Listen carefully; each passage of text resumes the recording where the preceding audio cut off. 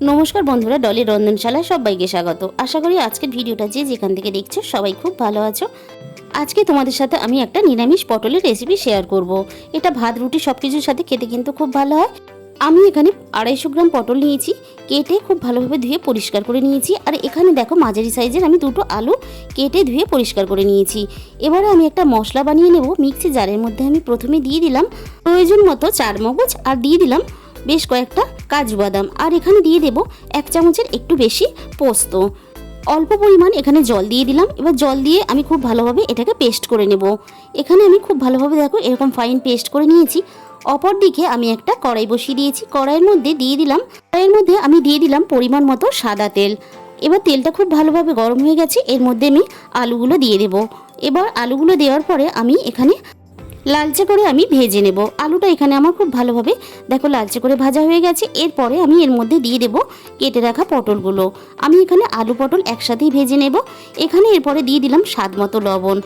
লবণ দেওয়ার পরে আমি আলু আর পটল আবারও একসাথে এইভাবে ভেজে নেব।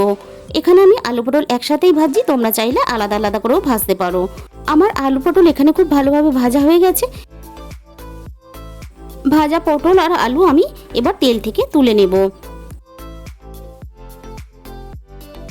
ভাজা পটল আর আলু আমি তুলে নিলাম। এরপরে ওই একই তেলের মধ্যে আমি দিয়ে দিলাম ফোড়নে গোটা গরম মশলা, আর দিয়ে দিলাম অল্প একটু গোটা জিরে। তারপরে আমি এখানে দিয়ে দিলাম একটা তেজপাতাকে টুকরো করে। এবার আমি ফোড়নটাকে হালকাভাবে 2-1 সেকেন্ড আমি এইভাবে নাড়াচাড়া করে নেব। ফোড়ন থেকে সুন্দর গন্ধ বেরিয়ে এসেছে। এবারে আমি এখানে দিয়ে দিলাম আদা আর ঝালের জন্য পরিমাণ মতো কাঁচা লঙ্কা বাটা। একটু আমি নাড়াচাড়া করে ভেজে নেব যাতে আদার কাঁচা গন্ধটা চলে যায়। আমি কিন্তু এখানে সম্পূর্ণ রান্নাটাই কাঁচা লঙ্কা বাটা দিয়ে করব। এরপর আমি এখানে দিয়ে দিলাম একটা টমেটো কুচি, আর দিয়ে দেব স্বাদ মতো লবণ। এবার আমি খুব ভালো করে টমেটোটা নাড়াচাড়া করে ভেজে নেব। এখানে তোমরা টমেটোর পেস্টও ব্যবহার করতে পারো। দেখো এখানে টমেটোটা নাড়াচাড়া করতে করতে অনেকটাই নরম হয়ে এসেছে। এবারে আমি এর মধ্যে দিয়ে দেব 1 চামচ পরিমাণ ধনে গুঁড়ো ও 1 চামচ পরিমাণ জিরের গুঁড়ো। এর সাথে আমি দিয়ে দিলাম কালারের জন্য কাশ্মীরি লঙ্কার গুঁড়ো। এবার সব কিছু আমি মশলার সাথে খুব ভালোভাবে কষিয়ে নেব। এইভাবে মশলা যত কষাবে টেস্ট কিন্তু ততই বেশি বাড়বে। আর মশলাটা যাতে পুড়ে না যায় তার জন্য আমি অল্প পরিমাণ জল দিয়ে আবারও খুব ভালোভাবে সুন্দর করে কষিয়ে নেব। আমার এখানে মশলাটা খুব ভালোভাবে কষানো হয়ে গেছে। এরপর আমি দিয়ে দিলাম অল্প পরিমাণ চিনি। চিনিটা দিলে খুব ভালো লাগবে খেতে, যেহেতু নিরামিষ তরকারি। মশলাটা খুব ভালোভাবে কষানোর পরে তেল ছাড়তে শুরু করে দিয়েছে। এর মধ্যে আমি দিয়ে দিলাম ভেজে রাখা আলু পটলগুলো। আলু পটল এবার মশলার সাথে খুব ভালোভাবে আমি এখানে কষিয়ে নেব। আমার এখানে খুব ভালোভাবে আলু পটল মশলার সাথে কষানো হয়ে গেছে। যে কোনো সবজি মশলার সাথে যত ভালোভাবে কষাবে তার স্বাদ কিন্তু ততই বাড়বে।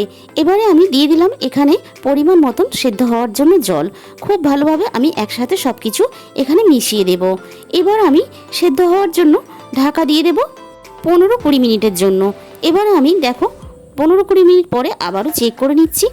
তোমরা এখানে তরকারির কালারটা দেখেই বুঝতে পারছো তরকারিটা কত সুন্দরভাবে কষানো হয়েছে, আর দেখো কত সুন্দরভাবে রেডিও হয়ে গেছে।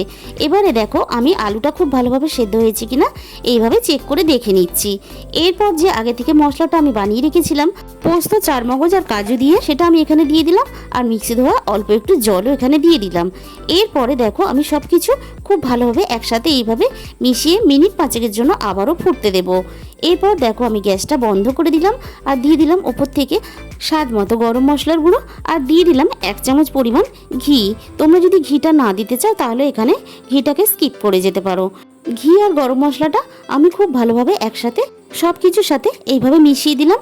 এইভাবে আলু পটলের তরকারি তোমরা বানিয়ে একবার হলেও খেয়ে দেখো, খেতে অসম্ভব সুন্দর লাগে।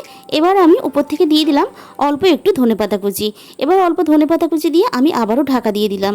তাহলে আজকের আমার রেসিপিটা তোমাদের কেমন লাগলো অবশ্যই তোমরা কমেন্টের মাধ্যমে জানিও। আমার চ্যানেলের নতুন বন্ধুদের কাছে অনুরোধ রইল আমার চ্যানেলটাকে সাবস্ক্রাইব করার জন্য।